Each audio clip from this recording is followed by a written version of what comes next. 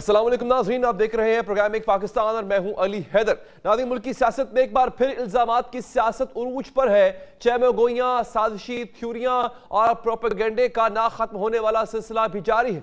हुकूमत के आगाज से कबल ही इख्तलाफात की अजब लहर चल पड़ी है। हुकूमत के मसाइल से कबल एक अहम और बड़ी खबर इस्लामाबाद हाई कोर्ट से सामने आई। आज इस्लामाबाद हाई कोर्ट के चीफ जस्टिस आमिर फारूक समेत 8 जजेस को मशकूक खत मौसूल हुए और जब मैं आपको बताऊंगा उस खत में क्या था तो आप हैरान हो जाएंगे कि इस वक्त हमारे मुल्क में जजेस भी महफूज नहीं हैं।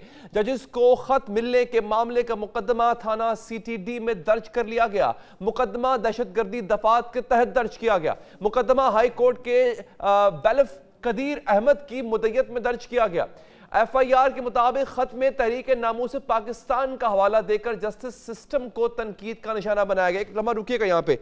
तहरीक नामूस पाकिस्तान, ये क्या तहरीक है, इसका बैकग्राउंड भी मैं आपको बताऊंगा नाज़रीन। अच्छा, इसमें धमकी दी गई है और धमकी के लिए मखसूस शक्ल और अंग्रेजी लफ्ज एंथ्रैक्स का इस्तेमाल किया गया है। ये एंथ्रैक्स क्या है ये भी आपको बताऊंगा, ये किस कदर खतरनाक है ये भी आपको बताऊंगा नाज़रीन। 4 अदद लिफाफों में सफेद पाउडर की आमेजिश पाई गई। कबल अजी आज 3 बजे के करीब जजेस के नाम खत मौसूल होने की खबर सामने आई थी। खबर के मुताबिक एक जज के स्टाफ ने खत खोला तो इसके अंदर पाउडर भी मौजूद था। इस्लामाबाद पुलिस की टीम को हाई कोर्ट तलब किया गया। Chief justice Islamabad high court justice Aamir Farooq ने भी हाई कोर्ट के जजेस को मशकूक खत मौसूल होने की तस्दीक कर दी। इस्लामाबाद हाई कोर्ट की इंतजामिया ने इंदराज मुकदमा का हुक्म दिया। खतूत रेशम अहलिया वक्कार हुसैन नामी खातून की जानिब से भेजे गए। अमले की जानिब से एक मज़कूरा खत खोले जाने पर इसके अंदर से मशकूक नौयत का पाउडर बरामद हुआ। अच्छा, अब जिस तरफ से खत भेजा गया वो जो वापसी का पता होता है वो नहीं लिखा गया। अब ये नहीं मालूम कि ये रेशम कौन है, वक़ार हुसैन कौन। नाज़रीन, खत के अंदर डराने धमकाने वाले निशानात भी मौजूद। फिलहाल पुलिस ने खतूत कब्जे में लेकर मुकदमा दर्ज कर लिया है, जबकि मामले की तहकीकात भी जारी है। तहरीक नामूस पाकिस्तान वही तंजीम है जिसने गुज़िश्ता बरस 17 सितंबर को जजेस के रिहाइश के करीब 3 अदद बम, पिस्तौल और गोलियां बैग में डालकर पहुंचा दी थी और इसकी बाकायदा फुटेज वायरल हुई थी। ये मैं आपको दिखा भी रहा हूं अपनी टेलीविजन स्क्रीन पे, आप देख भी सकते हैं।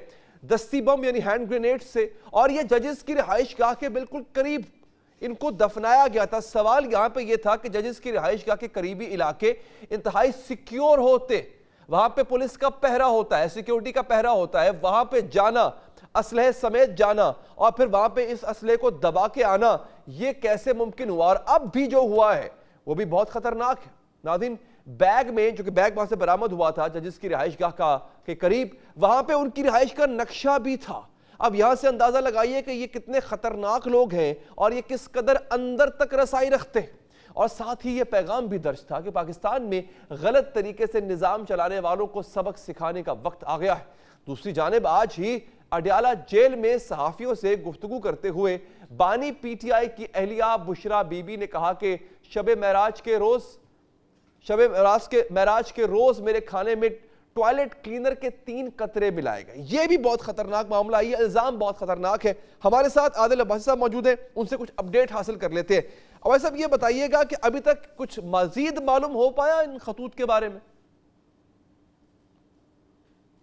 साइफर केस की समाअत चल रही थी तो उस दौरान हम सब कोर्ट रूम में मौजूद थे। उस दौरान हमें पता चला कि एक जज जस्टिस औरंगजेब जो है उनका अमला, उसकी जानिब से बताया गया कि उसने खत जो है वो खोला और उसमें एक ये पाउडर नुमा जो मवाद है वो पाया गया है। खत जो है वो रेशम नामी एक खातून की जानिब से आया, लेकिन उसमें एड्रेस जो है वो नहीं लिखा गया था। ये अमले की जानिब से बताया गया और अमले ने जब वो खत खोला तो उस की जो मवाद था उसमें, उसकी वजह से जो अमला था उसमें उसकी आंखों में सोजिश हो गई और आंखों में अच्छा, काफी उसको अब भाई साहब ये तो हमने इससे पहले इंटरव्यू में बताया, लेकिन यहाँ पे जो अहम चीज वो ये है कि जमात वही है जिसने पहले भी जजेस को धमकियां दी थी, अभी भी वही जमात है। इस जमात के खिलाफ पहले भी कोई कार्रवाई नहीं की गई थी क्या? और अब भी कोई इंटेलिजेंस है कि ये जमात कहां से ऑपरेट कर रही है, इसका मकसद क्या है? जब चीफ जस्टिस काजी फाइज ईसा ने जब हलफ लिया था उस वक्त उनकी रिहाइशगाह के करीब इसी तंजीम ने जो एक मवाद है वहाँ भी पाया गया था, पिस्टल्स बरामद हुए थे उनकी रिहाइशगाह के करीब ट्रेल फाइट से, और ये खत तहरीके नामूसे पाकिस्तान का यही लेटर जो है इसी जमात का लिखा गया था, वहां पर पाया गया था और कहा गया था कि ये जमात जो है वो जो इंसाफ का निज़ाम है उससे नाखुश है। काजी फायद ईसा को ये पैगाम दिया गया था कि वो इंसाफ का जो निज़ाम है वो उसको बेहतर करे और उसमें बेहतरी लाए। ताहम उस वक्त भी तहकीकात जो है वो शुरू हुई थी, लेकिन उसके बाद जो तहकीकात है अच्छा, वो अभी तक मुकम्मल नहीं हो सकी और उस ये वक्त से नहीं लेके पता अभी चल तक सका कि ये तहकीकात चल जमात रही हैं, इनको उनके पास कोई लिंक नहीं है बासी साहब, इनके पास कोई क्लू नहीं है ये कौन लोग हैं? कुछ पता नहीं है कि जमात है किसकी, कौन अच्छा। ऑपरेट इसको करता है और आखिर ये कहाँ से ऑपरेट होती है, ये इस हवाले से कुछ भी अभी तक मालूम नहीं हो सका। आज भी जब ये लेटर्स बरामद हुए तो इस्लामाबाद हाई कोर्ट ने भी आईजी इस्लामाबाद और डीआईजी को तलब किया। अब आईजी इस्लामाबाद तो है ही नहीं इस्लामाबाद में, नौ तैनात जो हैं वो अभी तक उन्होंने चार्ज ही नहीं लिया। तो डीआईजी ऑपरेशन जो है वो आए और उसके बाद अब मुकदमा जो है अच्छा, अब ये दर्ज कर बताइएगा दिया सर, गया। मुकदमा दर्ज करते रहे सर, मुकदमे से क्या फर्क पड़ता है? पहले भी किया था इन्होंने, हाथ पे हाथ रख के बैठे रहे, कुछ नहीं किया, आप आगे का उखाड़ लेंगे। ये प्रॉब्लम सर ये है कि इनके पास किसी किस्म की कोई इंटेलिजेंस नहीं है, एक आपने खुद बताया कि नहीं है। दूसरा सर ये बताइएगा कि इस जमात का काम सिर्फ अदलिया को टारगेट करना है या इससे पहले भी कुछ ऐसे ये इस तरह के इंसिडेंट्स पेश आ चुके हैं? क्योंकि ये बेसिकली तो it's an act of terrorism, तो क्या किसी और भी वाकये में ये मुलव्वस पाए गए?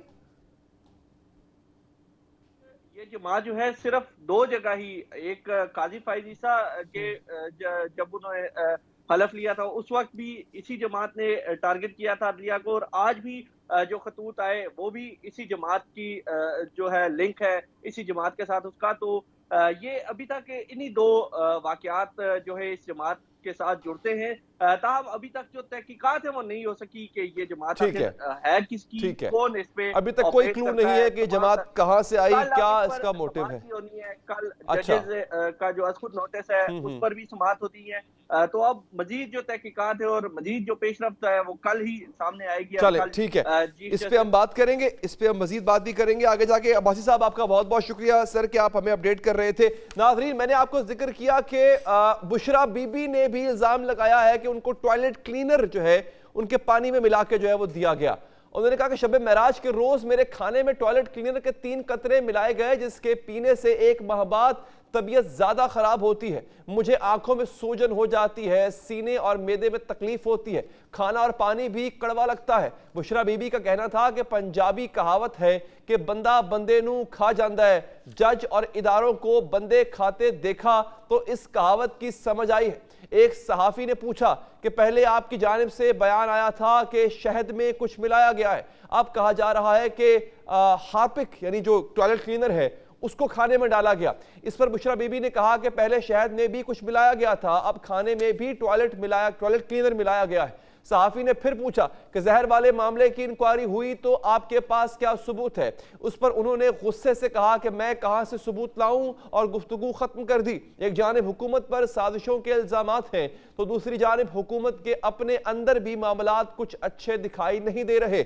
मुश्तरका मफादात काउंसिल में वजीर खजाना की बजाय वजीर खारजा को रखा गया, जबकि वजीर दाखिला को ECL कमेटी में शामिल नहीं किया गया। हुकूमत के अपने अंदर क्या मसाइल हैं और हुकूमत के पास इल्जामात का क्या जवाब है, सारे मामले पर बात करेंगे। हमारे साथ साबिक वज़ीर दाखिला रहनुमा मुस्लिम लीग नवाज जनाब राना सनाउल्लाह साहब हैं। सर आपका बहुत बहुत शुक्रिया।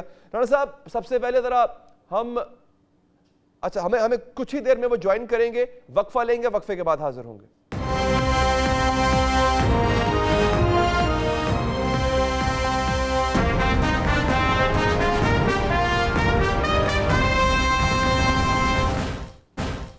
ब्रेक के बाद हाजिर हैं, बात करेंगे। हमें ज्वाइन किया है जनाब राना सनाउल्लाह साहब ने। सर आपका बहुत बहुत शुक्रिया। राना साहब, मैं ये सबसे पहले आगाज करते हैं, मौजूद चूंकि आज बहुत है तो आगाज करते हैं सर कि जजेस को मिलने वाले खत के हवाले से एक ही फर्द की जानिब से खतूत लिखे गए हैं।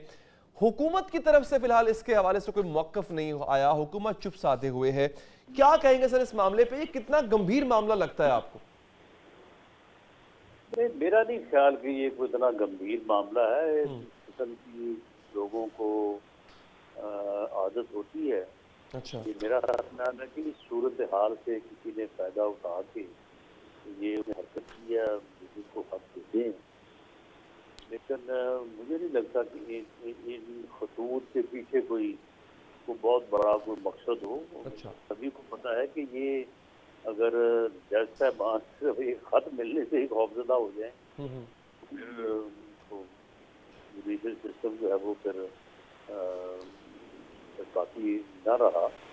तो ये जजेज जो है वो इन चीज़ों को समझते हैं कि सिस्टम की जरिया हटते जो है वो लोग बहुत सारे रवैये होते हैं लोगों के। सही। लेकिन राणा साहब, ये जो जमात है ना, तहरीके इसका नाम है, बड़ा इसका एक मुख्तलिफ सा नाम है इसका, तहरीके नफाज पाकिस्तान, कुछ ऐसा करके नाम है इसका। अच्छा, इस जमात की तरफ से ये रिस्पॉन्सिबिलिटी है कि इन्होंने ख़त लिखे। इसी जमात ने 2017 में ऑनरेबल जो जजेस हैं सुप्रीम कोर्ट के, उनकी रिहाइश गाह के बाहर उन्होंने ज़मीन खोद के दस्ती बम और बारूद और नक्शे इनकी रिहाइशों के वो दबाए थे, और साथ में ऐसे ही उन्होंने धमकियां में जो है वो खत दिए थे। तो ये इतनी रसाई तो इनकी है कि जजिस की रिहाइश गाह के पास भी पहुंच गए थे, ये असलहा भी दबा दिया था वहां पे, नक्शे भी इनको मौसूल हो गए थे। अब यही जमात है जो खत लिख रही है। तो आपको नहीं लगता कि इस पर थोड़ी सी संजीदगी और दिखानी चाहिए? और ये एक और बात सर यहाँ पे कि अभी तक हम अपने रिपोर्टर से पूछ रहे थे, इस जमात के बारे में कोई क्लू भी नहीं है कि ये कौन लोग हैं, कहाँ से ऑपरेट करते हैं। अगर किसी ने जिम्मेदारी कबूल की है या किसके ऊपर कोई पूरा वजाहत के साथ किसी पे निशाना जाता है कि यही जमात यही लोग हो सकते हैं, तो उनके खिलाफ कार्रवाई तो होनी चाहिए। लेकिन मैं उस थ्रेट की बात कर रहा हूँ कि ये कोई इतना ज़्यादा सीरियस मामला नहीं है कि इसके ऊपर बहुत ज़्यादा जो है वो खौफजदा हुआ जाए। तो लेकिन अगर कोई लोग हैं ऐसे, उनका पागलपन होगा। ऐसी किसी जमात का वजूद हमें तो नहीं पता कि उनकी क्या साथ, ना ही कभी इसके बारे में कभी कोई वजाहत से कभी कोई बात सुनने में आई है। लेकिन अगर वो हैं, वो जिस भी पोजीशन में हैं, तो उनके खिलाफ कार्रवाई तो होनी चाहिए।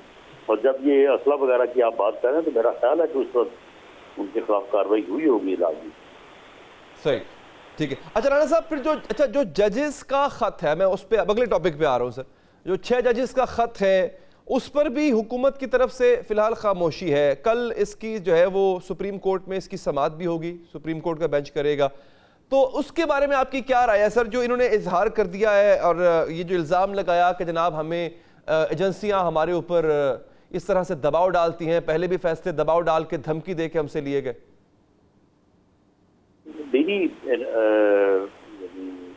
राय में हुकूमत को खामोशी रहना चाहिए। अच्छा, हुकूमत को इसमें कोई इतना बढ़ चढ़ के जो है ना वो रोल अदा करने की जो है वो बेकरारी नहीं होनी चाहिए। इसकी वजह ये है कि ये 6 मुअज़्ज़ज़ जजेस ने खत लिखा है अपने सुप्रीम जुडिशल काउंसिल को या अपने चीफ जस्टिस। उन्होंने उसके ऊपर फुल कोर्ट अजलास बुलाया। अजलास बुला के उन्होंने मशवरा किया। उसके बाद उनका ये फैसला हुआ कि जी गवर्नमेंट जो है वो इसके ऊपर इंक्वायरी बताए। उन्होंने वज़ीर आज़म को बुलाया, तो वज़ीर आज़म साहब चीज ले गए, जाना चाहिए था। उन्होंने कहा कि ये कमीशन बना दें। उन्होंने अगले रोज जो है वो कैबिनेट कमीशन बना दी। अब वो कमीशन जो है उन्होंने उसने ये करने से इनकार कर दिया, तो उन्होंने 2 मोटो नोटिस ले लिया। अब 2 मोटो नोटिस में जो चीफ जस्टिस साहब या वो बेंच जो हुक्म अगर फरमाएंगे, लाजमी बात है कि वो गवर्नमेंट को इम्प्लीमेंट करना होगा, गवर्नमेंट को इम्प्लीमेंट करना चाहिए। तो गवर्नमेंट को जो है वो एक पर्पसफुल किरदार अदा करना चाहिए और उस बेंच के फैसलों के ऊपर या डायरेक्शन के ऊपर अमल करना चाहिए, बजाय कि गवर्नमेंट खुद ही शोर मचाती फिरे और खुद ही को अलग से मौका से आता है। ठीक हो गया। अच्छा राणा साहब, एक और आज गुफ्तगू हुई, मैं ज़रा उस अगले मौज़ूआत पर भी आऊँगा, ख़ास तौर पे मोहसिन नकवी और मोहम्मद औरंगज़ेब साहब के हवाले से भी। आज एक और गुफ्तगू हुई, बुशरा बीबी से सवालात हुए। इन्होंने कह दिया जनाब कि मेरे खाने में मुझे वो क्या कहते हैं टॉयलेट क्लीनर जो है वो मिला के दिया गया है, या फिर शहद में भी जहर मिला के दिया गया। लास्ट टाइम भी आप प्रोग्राम में तशरीफ़ लाए थे, आपने कहा था कि तहकीकात इसकी होनी चाहिए। अब आपको नहीं लगता कि ये इल्ज़ामात बार बार दोहराए जा रहे हैं कि जनाब हमें जान से मारने की कोशिश की जा रही है? बुशरा बीबी कहते हैं, वो फिर इमरान खान के हवाले से भी यही कहते हैं। अब इन इल्ज़ामात की तहकीकात हो जानी चाहिए। जी बिल्कुल, इसमें कोई दूसरी राय नहीं होनी चाहिए। उनके पास जो एविडेंस है, यानी जब उनको यहाँ तक पता है कि उनके खाने में कौन सी चीज मलाई गई, उनको यहाँ तक पता है कि कितने कतरे मलाई गए, तो इट मीन्स तो उनके पास एविडेंस है, कोई बंदा है जिसने उनको बताया है। तो बिल्कुल इसकी इंक्वायरी भी होनी चाहिए, उन लोगों को इंटरोगेट किया जाए और उस किरदार तक पहुंचा जाए अगर ये हुआ है तो जिसने ये किया।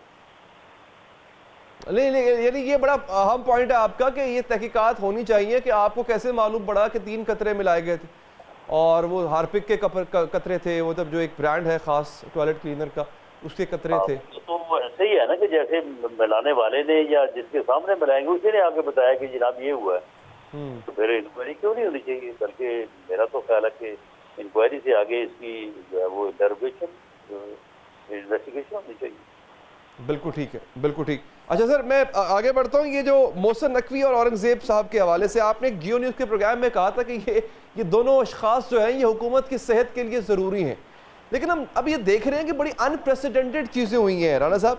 हुकूमत बज़ाहिर दोनों को अहम ओहदों से दूर रख रही है। मैंने पहले भी जिक्र किया, एक को जो है वो मुश्तरका मफादात काउंसिल से दूर रखा गया है और दूसरे को जो है जो वज़ीर दाखिला हैं उनको ECL कमेटी से दूर रखा गया है, बस जिनसे अप्रूवल होने के बाद ECL में नाम जाएगा या निकलेगा।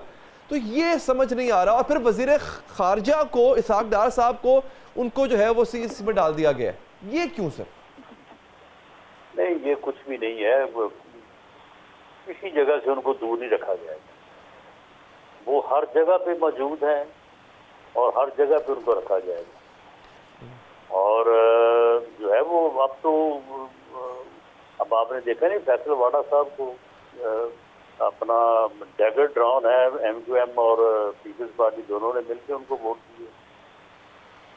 अनवारुल हक काकड़ साहब को देखें, वहाँ से बलूचिस्तान से कोई उनके पीछे पार्टी नहीं है, कोई ऊपर नहीं थे।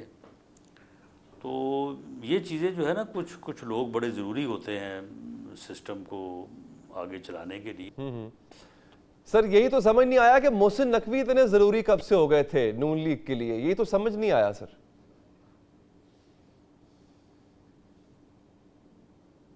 जी आप मुझे सुन पा रहे हैं राना साहब?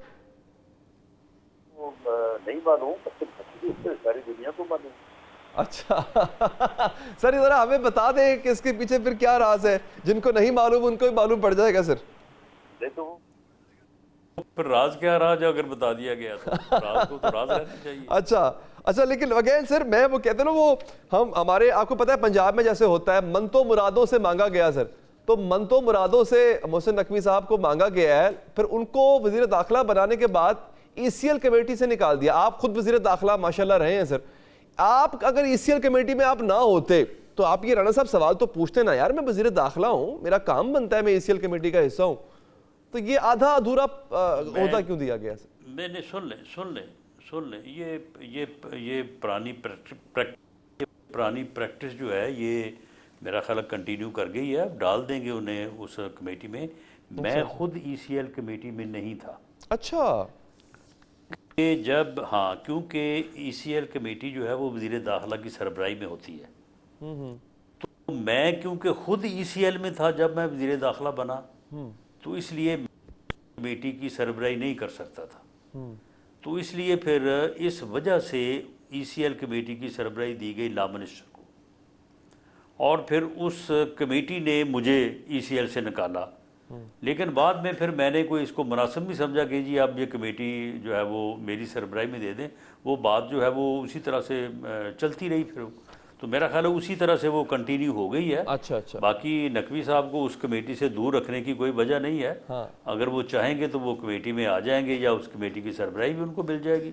चले, इसका तो सर आपने तसल्ली बख्श जवाब राणा साहब दे दिया। वो तो इससे और भी बढ़ के अगर चाहेंगे तो वो उनको मिल जाएगा। अच्छा सर ये जरा बता दें कि और तो बढ़कर क्या मिलेगा उनको? आप इन लोगों को छोटा ना करें आप। अच्छा। या उनको तैश ना दिलाएं। अच्छा। हमारे लिए उनके लिए उनके बहुत अच्छे और बड़े जो है वो बरादराना जज्बात हैं, वो कमेटी से महरूम नहीं किया जाएगा। अच्छा। और उनका ख्याल रखा जाएगा और उनके साथ जो है वो हम मिल के काम करना चाहते हैं। सर वैसे मैं बड़ा हैरान हूं सर राणा साहब कि आपको इन पे क्यों इतना प्यार आता है सर। इनको तो आप कह रहे हैं कि इससे भी बड़ा ओहदा मिल जाएगा, इससे बड़ा वजीर दाखिला से बड़ा फिर वजीर आजम ही होता है सर। तो चलो उनकी मेहरबानी है कि वो वज़ीर आज़म नहीं बनना चाहते, दाखिला ही पे इत्तफाक किया हुआ है उन्होंने, अच्छी बात है। अच्छा, लेकिन अगर वो चाहें तो वो बन भी सकते हैं, इस वक्त इस पोजीशन में है वो। बिल्कुल, इसमें कोई दूसरी राय नहीं हो सकती। अच्छा, वो जो चाहें वो बन सकते, वो जो चाहें बन सकते। मैंने चीफ मिनिस्टर जो है, चीफ मिनिस्टर पंजाब का होना कोई छोटी बात है, वो रहे हैं इससे पहले। बिल्कुल बिल्कुल ऐसे ही, बिल्कुल सही कह रहे हैं आप, वापस भी बन सकते हैं। वापस सकते हैं जो चाहे वो बन सकते हैं। राणा साहब ये वो एक वो होता था, हमने बचपन में कहानियां पढ़ी थी सर, वो एक शख्स को जिन होता है ना, जिन वो कोई भी रूप धार सकता है, वो जो मर्जी चाहे बन सकता है। तो आपने मोहसिन नकवी साहब को वो बना दिया है कि वो कोई भी रूप धार सकता है।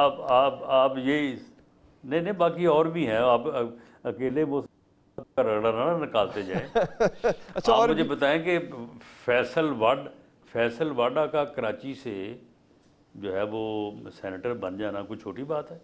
नहीं, बिल्कुल छोटी बात, सही कह रहे हैं आप, सही कह रहे हैं आप।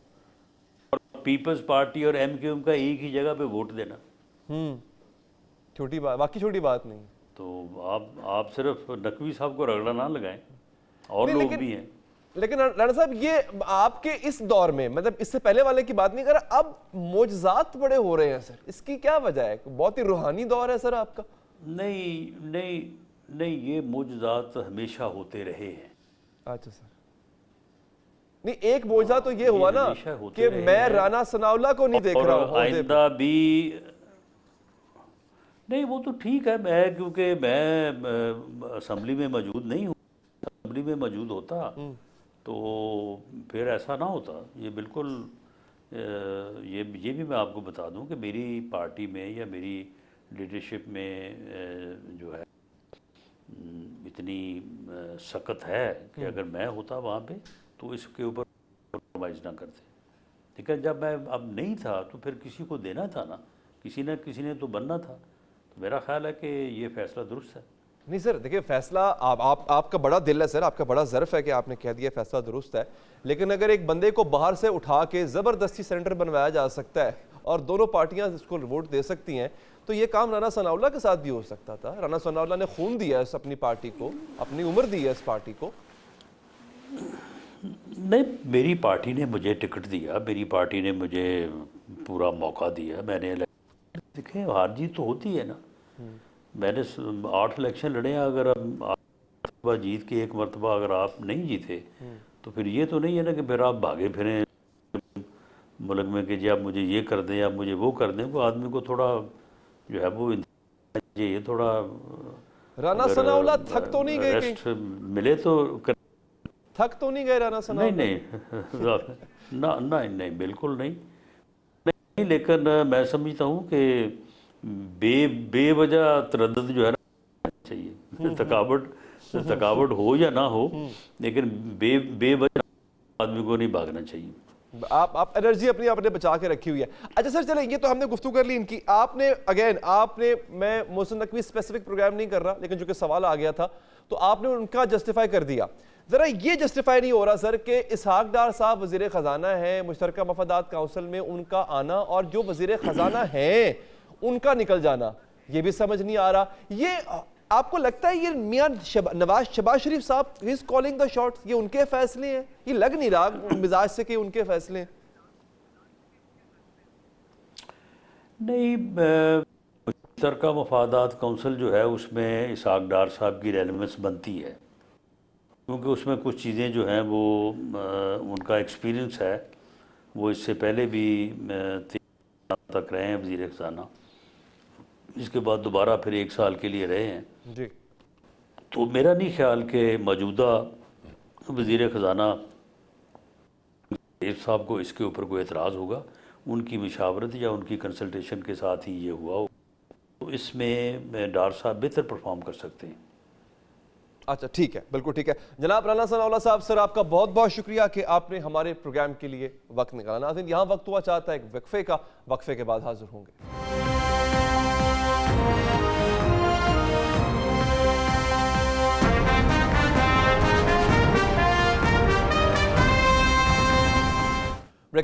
ब्रेक के बाद हाजिर है नाज़रीन। कराची में पानी महंगा और खून सस्ता हो गया है। बेगुनाह शहरी बेदर्दी से मारे जा रहे हैं और सियासतदान घिसे पिटे बयानात तक महदूद होते जा रहे हैं।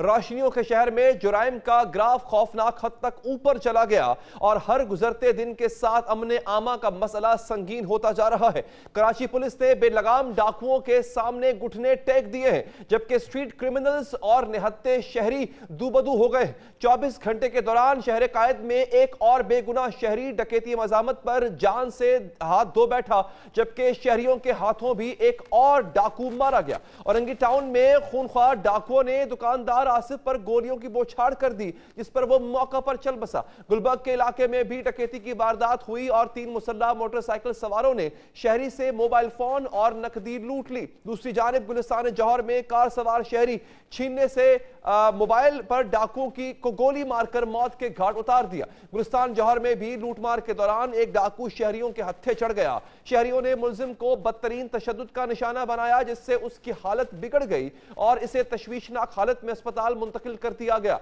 औरंगी टाउन में शहरी की हलाकत के बाद रमजानुल मुबारक के दौरान डकैती मज़ामत पर जारी जाँ बहक शहरियों की तादाद 15 हो गई है। शहर कायद में डाकू राज है और पुलिस खामोश तमाशाई बनी बैठी। नाज़रीन, कराची में स्ट्रीट क्राइम कोई अचंभे की बात नहीं। गुज़िश्ता साल भी शहर कायद में जराइम की शरह में 125% तक खौफनाक इजाफा हुआ और 12 महीनों में 90,000 से जायद वारदातें हुई, जबकि 134 शहरियों को बेदर्दी से डकैती मज़ामत पर कत्ल किया गया। रिपोर्ट के मुताबिक 2023 में 28,000 से जायद शहरियों के मोबाइल और 59,305 मोटरसाइकिलें छीनी गईं। इसके अलावा 12 माह में 2,336 कारें भी चोरी या फिर छीनी गई। रिपोर्ट के मुताबिक साल 2023 के दौरान शहर में रोजाना की बुनियाद पर तकरीबन 350 और माहाना औसतन 700,000 वारदातें रिपोर्ट हुई, जिनमें मोटरसाइकिल चोरी और छीनने की वारदातें सरे फहरिस्त हैं। शुरुआत इस साल की भी कुछ अच्छी नहीं हुई है। अभी तक के दस्तियाब शुमार के मुताबिक इस साल के पहले 3 महीनों में स्ट्रीट क्राइम के दौरान 51 शहरी जाँ भाग, जबकि 650 के करीब जख्मी हो चुके। जनवरी और फरवरी के दौरान डाकुओं ने 3,953 शहरियों से मोबाइल फोन छीने। लूटमार, चोरी, डकैती और अगवा की 15,000 से जायद वारदातें रिपोर्ट हुई, जबकि चोर 270 से जायद गाड़ियां 8,255 मोटरसाइकिलें ले उड़े। शहरियों ने इस दौरानिये में लूटमार की 4,300 शिकायतें दर्ज कराई। ज़राए अबलाग कराची के जुराइम की रिपोर्ट्स मंजर आम पर लाए तो अरबाब इख्तियार सीखपा हो जाते हैं। मीडिया जुराइम को बढ़ा चढ़ाकर पेश कर रहा है। वज़ीर दाखिला सिंध के बयान के बाद हमने शहरियों से बात की। सुनिए आवाम क्या कहते कि आवाज़ खल्क नकारा खुदा कहलाती। इंतजामिया वाले खुद चोर हैं, पहले चोर हैं, सारी इंतजामिया चोर है इनकी। आज तक किसी ने कुछ किया है? डकैती हो रही है, सब कुछ हो रहा है, लोग मर रहे हैं, लेकिन पूछने वाला कोई नहीं है। कार्रवाइयाँ कर रही हैं, लड़के छोड़ देते हैं, पुलिस आगे छुड़वा देती है, क्या होगा? किसी का गाड़ी का टायर खोल लिया, किसी का 3 गेट दिया, ये इस गली से बताओ क्या करेगा गरीब आदमी? भाई कुछ कर सकता है बताओ? भाई कत्ल हो चुके हैं, उनसे पूछो जिनका घर के गए। हमारा जो गवर्नमेंट इदारा तो यही कहेगा कि हमने इंक्वायरी बिठा दी, हमने ये कर दिया, वो कर दिया। होना कुछ नहीं भाई, सीधा कराची के अंदर कत्ल वगैरह जारी रहेगी। ये अपनी अपनी कमाई करते रहेंगे भाई। जाली मैंडेट से लोग आके बैठे हुए हम पे मुसल्लत हुए हैं और इस किस्म की बातें की जाती हैं। इस किस्म की बातों का कोई क्या कह सकते हैं आप, मतलब कोई सर पैर नहीं है। ये लोग खुद मुलविस हैं इन सब चीज़ों में। कच्चे के डाकू शहर में आके बैठ गए और पक्के होकर काम कार्रवाई कर रहे हैं। सब ये हो रहा है मामला हर यहाँ पे। मैं रहता हूँ गुलिस्तान जौहर में, वहाँ मोबाइल छीनने की वारदातें और गाड़ी छीनने की वारदातें बहुत ज़्यादा हो गई हैं। अभी रमज़ान मुबारक में आप देखिए किस तरह जो है ना बाहर के लोग यहाँ पर आ गए हैं और मासूम लोग जो है मोबाइल रखना जो है ना हमें जुर्म बन गया है। एक मोबाइल की खातिर लोग अपनी बच्चे जो कराची के नौजवान बच्चे अपनी जानें दे रहे हैं। मीडिया क्या बता रहा है? मीडिया तो वही बताएगा जो अक्सर होगा। बाकी ये है कि भाई जो जराइम हो रहे हैं उनको चाहिए पुलिस वालों को रोकना। ये रोकेंगे तो जराइम ख़त्म हो जाएंगे, पुलिस रोकेगी तो जराइम ख़त्म होंगे, अगर नहीं रोकेगी तो कहाँ से जराइम ख़त्म होंगे? हम तो इतना कहते हैं कि बस जो भी कुछ है अभी पुलिस के हाथ में, रेंजर्स भी है, पुलिस भी है, बड़े बड़े इदारे हैं, हर कौन नहीं है रोकने वाले? यही लोग हैं ना। अगर यही नहीं रोकेंगे तो कौन रोकेगा? कितनी दफ़ा हमारे साथ हो गया सीन, गाड़ी चला रहे हैं, किसी ने आया गन पॉइंट पे ले लिया सब कुछ, हम चुपचाप आ गए। अब क्या करें हम लोग? मर रहे हैं, मरने दो, कहाँ भी मरने का है। पहले भी कुछ नहीं हो और आगे भी कुछ नहीं होना इंशाल्लाह, क्योंकि हमारे यहाँ तो ये है कि जो निज़ाम चल रहा है ना उसको वैसे ही रहने देना है, क्योंकि अगर बेहतरी कर दी तो आवाम में शऊर आ जाएगा भाई। लोगों के जो है ना असासे छिन जाते हैं, लोग अपनी जानें गवा बैठते हैं। जिनके घर का चिराग जलता है ना उन्हीं को पता होता है इन तकलीफ़ों का, बाकी इनको क्या है, इनके तो मामलात पूरे हैं अल्हम्दुलिल्लाह, इनको कोई तकलीफ़ नहीं है भाई। गली कूचों में हो रहा है, हर जगह हो रहा है। पुलिस की नायल ही और क्या है, बैठे पकौड़े समोसे खा रहे होते हैं, साइडों में मोबाइल लगा के बदागिरी कर रहे होते हैं और क्या कर रहे होते हैं, ड्यूटी कहाँ दे रहे होते हैं। मजेदार थोड़ी निकलता है रोड के ऊपर, आम निकलती है, वो तो प्रोटोकॉल के साथ निकलते हैं। 3 गाड़ी आगे 3 गाड़ी पीछे, उसे कौन डकैती मारेगा? डकैती तो आम आदमी में पड़ती है ना, पुलों में पड़ती है, साइड एरियो में पड़ती है। आप पुरंगी गोदाम चौरंगी जाके दिखा दो जरा, 6 जगह आपको जो है लगे रोक लेंगे। अब ये शहरी अपना दर्द सुना रहे नाज़रीन। कराची के शहरी बढ़ते जुराइम पर मातम खुना है, दुहाइयां दे रहे हैं, मगर सियासतदानों को इल्जामात की सियासत से फुर्सत नहीं। हर कोई दूसरे पर कीचड़ उछाल रहा है। सवाल यह है कि जब कराची का हर लीडर अपने तय कराची का हमदर्द है, तो ये लीडर पॉइंट स्कोरिंग की बजाय मिल बैठकर कराची के अमन के लिए कोई लाहेअमल क्यों नहीं बनाते, फॉर्मूला क्यों नहीं तय करते? हुक्मरान जमात पीपल्स पार्टी के कायदीन MKM और जमात इस्लामी के रहनुमाओं से अपने मतलब के लिए मुसाफा कर सकते, इत्तेहाद कर सकते, वोट मांगने के लिए जा सकते हैं, तो कराची में अमन के लिए बगलकीर क्यों नहीं हो सकते? कराची के अमन के लिए सिंध असेंबली में एक सफ़े पर क्यों नहीं आते? नाज़रीन, ऑल पार्टीज कॉन्फ्रेंस क्यों नहीं बुलाते? हमारे साथ इस वक्त मौजूद हैं हमारी नुमाइंदा फरियाल साहिबा, जो कि पार्लियामेंट में मौजूद थी, और फारूक सत्तार साहब से उन्होंने ये खुसूसी गुफ्तगू की, और फारूक सत्तार साहब से यही सवालात जो इस वक्त मैं आपके सामने उठा रहा हूं वो उठाए कि कराची के शहरियों को मुजरिमों के, डाकुओं के रहमो करम पर क्यों छोड़ रखा है। तो आइए जानते हैं अपनी नुमाइंदा फरियाल से कि उनकी क्या गुफ्तगू हुई फारूक सत्तार साहब से। जी फरियाल। फारूक सत्तार साहब किया था कि सिंध हुकूमत ने कराची को दानिस्ता डकैतों के सुपुर्द कर दिया है, इसकी वजाहत करें। अब इसका कोई ना कोई तो जिम्मेदार है, सूबाई हुकूमत की जिम्मेदारी, लॉ एंड ऑर्डर उसकी जिम्मेदारी है। तो अब अगर वो अपनी जिम्मेदारी को नहीं निभा रहे तो हमने ये सवाल किया कि फिर हम क्यों हुकूमत सिंध को या सूबाई हुकूमत को टैक्स दें?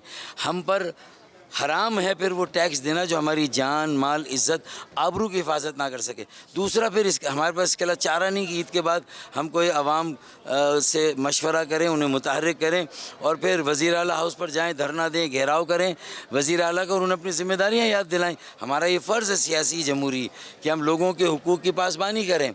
और जो ये इस वक्त बेरोज़गारी और महंगाई की आड़ में कुछ लोगों ने इसे अपना धंधा बनाया है, और कोई बईद नहीं ये भी कहीं पुलिस ही कि लोग ना हो जिन्हें एक इम्यूनिटी है, जिन्हें कोई रोक टोक नहीं है, तो पुलिस कहाँ पर है और हुकूमत कहाँ पर है, ये कहीं पर मौजूद नहीं है लोगों की जान बचाने के लिए। हर जगह ऐसी चेक पोस्ट बननी चाहिए कि जहाँ मार्केट होती है, जहाँ पैसों का लेन देन है, जहाँ टेलीफोन बैंक से लोग निकल रहे हैं अपना कुछ चेक कैश करा के, तो वहाँ पर कुछ ऐसी तैनाती होनी चाहिए किसी रैपिड फोर्स की, जिससे कि अगर जो ये डकैत हैं और रैज़न हैं अगर वो इस तरह की वारदात करते हैं तो अल्लाह ना करे वो चले वारदात तो कर दें लेकिन कम से कम पकड़े तो जाएं, उन्हें भागने तो ना दिया जाए। तो ये कहाँ पर है अमल? ये तो नज़र ही नहीं आ रहा कहीं पर। तो फिर मैं इसके अलावा क्या कहूँ कि हम तो अब वज़ीर आला का घेराव करेंगे और वज़ीर आला हाउस का धरना देंगे। क्या आप सिंध में अमन व अमान के लिए किसी बड़े पैमाने पर ऑपरेशन का मुतालबा भी कर सकते हैं? देखें, रेंजर्स तो पहले ही मौजूद हैं, अब मैं किससे मुतालबा करूं?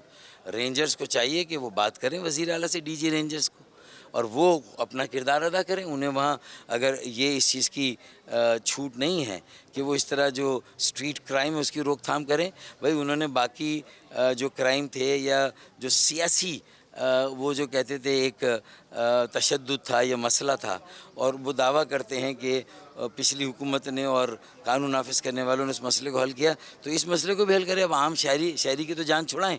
अगर आम शहरी को जो यरगमाल बना हुआ इन डकैतों, रैज़नों और हुकूमत सिंध ने इन डाकुओं के हवाले किया हुआ है कराची को, और उसकी पुलिस ने किया हुआ है, तो मैं किसके पास जाके अपना रोना रोऊँ? वज़ीर आज़म शहबाज शरीफ को chief of the army staff, chief justice supreme court को, उन्हें भी हमारी इन बातों का नोटिस लेना चाहिए। और जो खत लिखा है 6 जजों ने, उसमें कराची की जो ये अलमिया है और ट्रेजिडी है, उसको भी शामिल करना चाहिए। इस वक्त मरकज में MQM हुकूमत का हिस्सा है, तो क्या मरकज की सतह पर भी आप ये मामला उठाएंगे? उठा रहे हैं ना, हम तो उठाएंगे नहीं, जैसे मौका मिलेगा हम उठाएंगे जब रेगुलर इजलास शुरू होगा। अभी तो ये मुंह बंद कर देते हैं, कहते हैं कि ये सेनेट का इलेक्शन है, ये तो पोलिंग स्टेशन है, ये कोई असेंबली का इजलास नहीं है। तो जाहिर है कि फिर हम भी स्कूल के अच्छे बच्चे बनकर हम भी चुप हो जाते हैं, उस्ताद जो कह रहे हैं उसकी बात मान लेते हैं, लेकिन कब तक मानेंगे।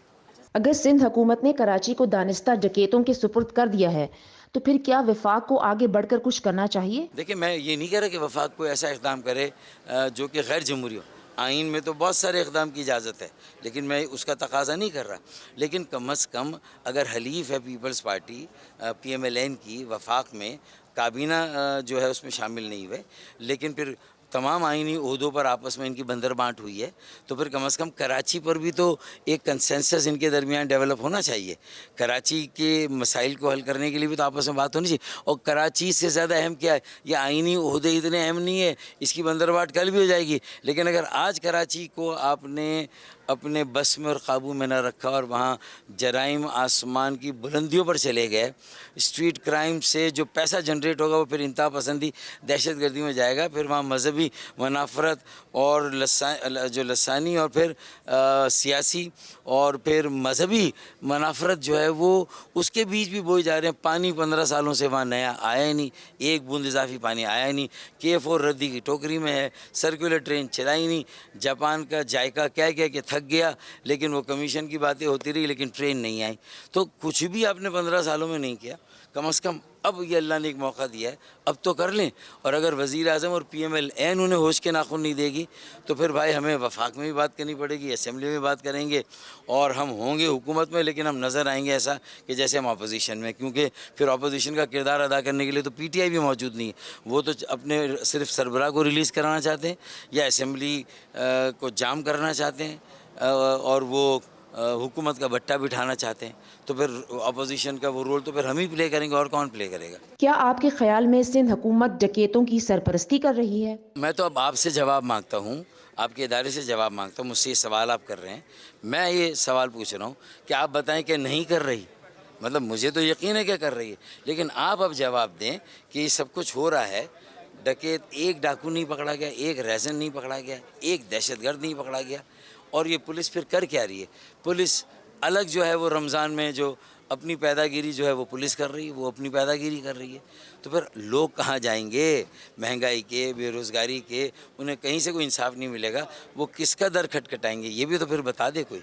सिंध हुकूमत के इसमें क्या मफादात हो सकते हैं कि शहर में बदअमनी रहे? उनको ये मफाद हासिल हो सकता है कि हम लोगों की लाशें उठाते रहें, उसमें हमारा वक्त लगे, हम तसल्लियाँ देते रहें लोगों की, और जब हम कुछ ना कर सकें क्योंकि इख्तियार तो हमारे पास नहीं है, तो फिर इसका मतलब है कि लोग शायद हमसे बदजन हो जाएं। तो वो ये समझते हैं कि हमसे बदजन होकर उनके पास जाएंगे। भाई ज़माने वो चले गए जब खलील खां फाख्ते उड़ाते थे। अब सियासत की डायनेमिक्स बदल गई है, अब कुछ और जो है वो बिसात बिछी हुई है। होश के नाखून लो, आज मेरे घर में आग लगी है, कल अंदरूनी सिंध में तुम्हारे घर में आग लगेगी। मैं तो सिर्फ उन्हें झंझोड़ूंगा, उनके ज़मीर को, और उन्हें होश के नाखून दूंगा कि अल्लाह का वास्ता आप लोगों की जान माल इज़्ज़त आबरू की हिफाजत करो। उसके बगैर तुम्हारी वजारत आला भी बेकार, हुकूमत भी बेकार, और ये सारी जिम्मेदारियाँ अल्ल तल्ल सब बेकार। अच्छा, ठीक हो गया, ठीक हो गया। बहुत बहुत शुक्रिया, बहुत बहुत शुक्रिया आपका कि फरियाल आप मौजूद थी और आपने गुफ्तगू की हरूफ सत्तार साथ नाज़रीन। तहरीक इंसाफ आए रोज एक के बाद दूसरी मुश्किल का शिकार हो रही है। पार्टी ने अपनी मखसूस नशिस्तें बचाने के लिए अपने आज़ाद अरकान को सुन्नी इत्तेहाद काउंसिल में ज़म किया था, लेकिन आज कौमी असम्बली ने इन आज़ाद अरकान को सुन्नी इत्तेहाद काउंसिल का रुकन तस्लीम करने से इनकार कर दिया। कौमी असम्बली सेक्रेटेरिएट के मुताबिक ऐसा पेशावर हाई कोर्ट के फैसले की रोशनी में किया गया है। दूसरी जानिब तहरीक इंसाफ पार्टी सतह पर भी इंतशार का शिकार है। कोर कमेटी इजलास में शेर अफजल मरवत और उमैर न्याजी पर शदीद तनकीद की खबरें आईं, जिसके बाद आज बानी PTI ने शेर अफजल मरवत को फोकल टीम से बाहर निकाल दिया है और पीटीआई के मुतवाजी अपनी सोशल मीडिया टीम खत्म करने की भी हिदायत दे दी है। रहनुमाओं के आपस में बढ़ते इख्तलाफात और एक दूसरे के खिलाफ इल्जामात की लपेट में अब बानी पीटीआई की एहलिया बुशरा बीबी भी आ गई हैं। बात करेंगे इस हवाले से। नाजरीन, हमारे साथ मौजूद हैं सेनेटर हुमायूं मोहम्मद साहब, पाकिस्तान तहरीक इंसाफ रहनुमा। सर, बहुत शुक्रिया आपका। अब ये जो सुन्नी इत्तेहाद काउंसिल को मानने से इनकार कर दिया सर कौमी असम्बली ने, और आप आज़ाद हैसियत में वहां पर बैठेंगे, पार्टी के अंदर भी शदीद तहफ़्फ़ुज़ात पहले भी पाए जाते थे और इसके बाद भी कई लोगों ने कहा कि यह फैसला ही गलत था मोहम्मद साहब, तो अब आप मानते हैं कि यह फैसला गलत था? बिस्मिल्लाहिर्रहमानिर्रहीम, या का नाबुदो या का नस्ताइन। देखिए, इस तरह ये है कि ये फैसला मुझे नहीं पता कि गलत साबित हुआ या नहीं हुआ, या इसके मतलब फैसला गलत हुआ और या फिर फैसला ठीक था उसको गलत साबित करवा दिया गया है जानबूझ के। ये सारी चीज़ें तो एक डिबेट है। मैं इसलिए कह रहा हूँ ये डिबेट है कि 2018 में एक जमात बनी थी, आज़ाद अरकान ने केपीके में एक जमात बनाई थी, उसके कोई लिस्ट नहीं थी लेकिन उनको लिस्ट दे दी गई थी, उनको वो हो गया था। ये जो आज़ाद उम्मीदवार थे जब केपीके के जो जब मर्ज डिस्ट्रिक्ट्स बीच में आ गए थे, एज अ मर्ज डिस्ट्रिक्ट आ गए थे, तो फाटा वाले, तो उस वक्त हो गया था। अच्छा, फिर 2018 में पंजाब में भी शायद पंजाब में या 2018 उसमें पीटीआई के साथ भी एक लिस्ट उन्होंने नहीं दी थी, लेकिन उसके बावजूद भी उनको दे दिया गया था।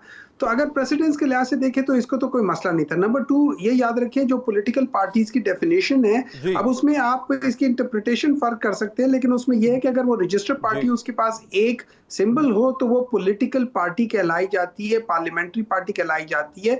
और पार्लियामेंट्री पार्टी ये याद रखें, पार्लियामेंट्री पार्टी तब बनती है जब उसके मेंबर्स उसके अंदर शामिल होके जब क्या कह सकते हैं ओथ लेते हैं, तो वो पार्लियामानी पार्टी बन जाती है। ठीक है, तो जब ये सुन्नी तहरीक के अंदर जब ये आज़ाद उम्मीदवार चले गए और वो उन्होंने ओथ ले लिया, तो ये पार्लियामानी पार्टी हो गई थी। पाकिस्तान तहरीक इंसाफ का मसला ये था कि उनका चूंकि सिंबल नहीं था, इसलिए उसको कहा गया था कि ये पार्लियामानी पार्टी नहीं है।